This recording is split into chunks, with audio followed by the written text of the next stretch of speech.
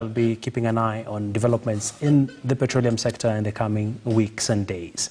Well, let me take you back to an event that is happening in actually affordable housing, launch of the 1,370 housing units happening here in Nairobi. We do understand that the Central Bank Governor, Dr. Patrick Njoroge, is now addressing the event. As was mentioned a moment ago, when the history is written of housing in Kenya, and indeed our country, and indeed of 2020, this event today will be a significant element. It will have its own chapter. And that is actually something that we all acknowledge. But in terms of example, I want you to go back to a particular building that we all know, which is the Empire State Building in New York. We've all heard about it. We've seen pictures about it.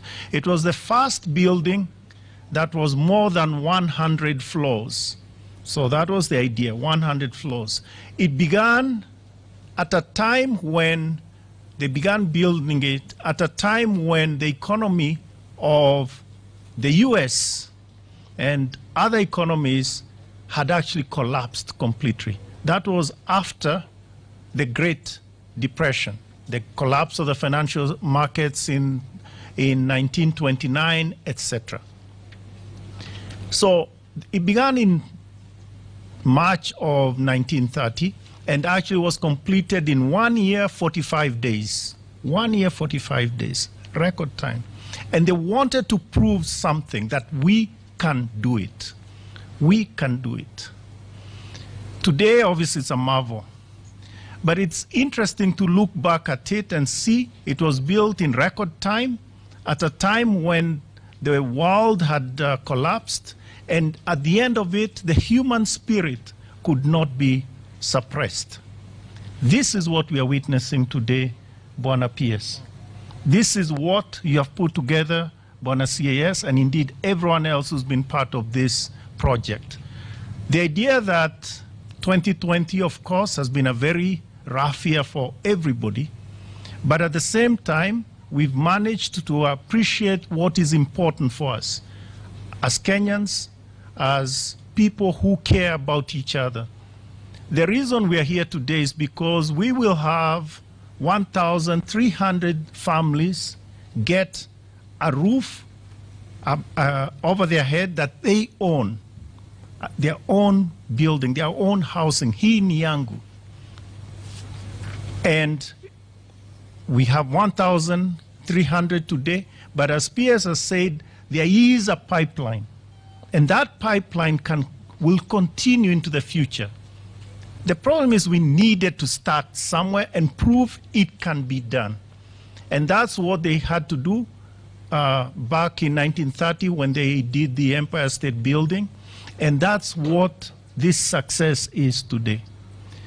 We've brought together PS and everyone else that was involved in this project. You brought together a set of people who are inspired by the objective of providing housing to everybody, but particularly affordable housing to that sector of our society that maybe at times we ignore them. We do acknowledge that the head of state, our president, has been very much the champion of this project. And I know you followed, and I want to go back to a meeting that Joshua Igara and I were called for, and we actually had a meeting back, I think it was 2017. And that's where this thing sort of began, the idea of having this affordable housing in particular ways. But today and now, here it is. Here it is. And we are all proud to be associated with it. Of course, it means bringing together people with their ingenuity and everyone pulling as they can. And I think this is remarkable. It doesn't happen often, and you've proved we can do it. PS, you should be proud of this. You and your team should be very proud, because it's not only in housing, but it is in everything else. Unfortunately, many of our projects collapse, not because we don't have the ingenuity, But because other maneno comes in, I don't know what the maneno is. So you find that a project started, it's not finishing. Forget even finishing as per schedule. I talked about that building, and they completed it in 1 year, 45 days. 1 year, 45 days. So it means they were doing something like 3 floors, an average of 3 floors per day. And the same here. You have done it in 1 year, 6 months. I don't think anywhere in Kenya you've had that sort of record. Secondly, you've also done it at cost. At cost.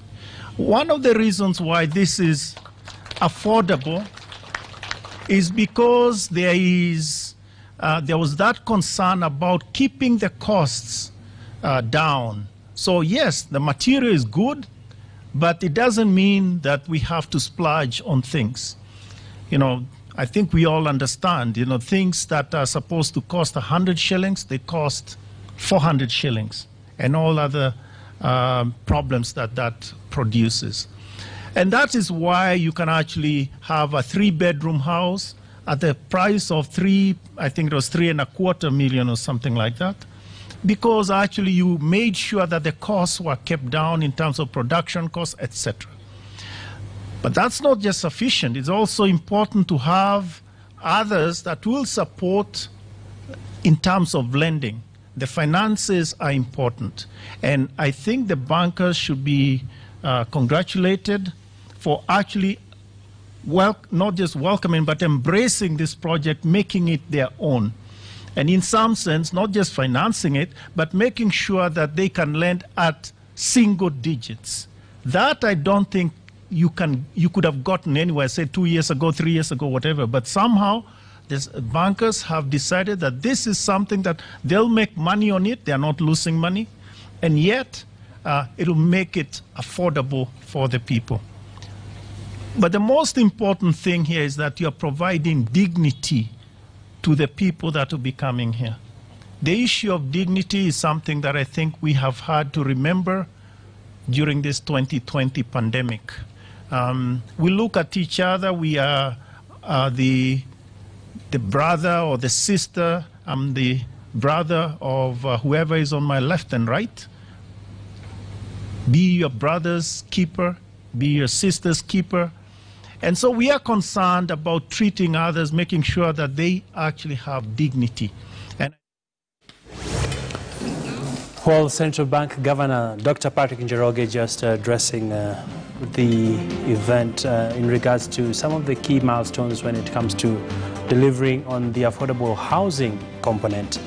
Well, we are also receiving some additional information from the CS for Treasury Ukuri attorneys saying that in our earlier broadcast, of course, we did indicate that the taxes have been revised, and he is indicating that the payee has been for super earners. We make that clarification as regards to this. Thank you so much, Oziri.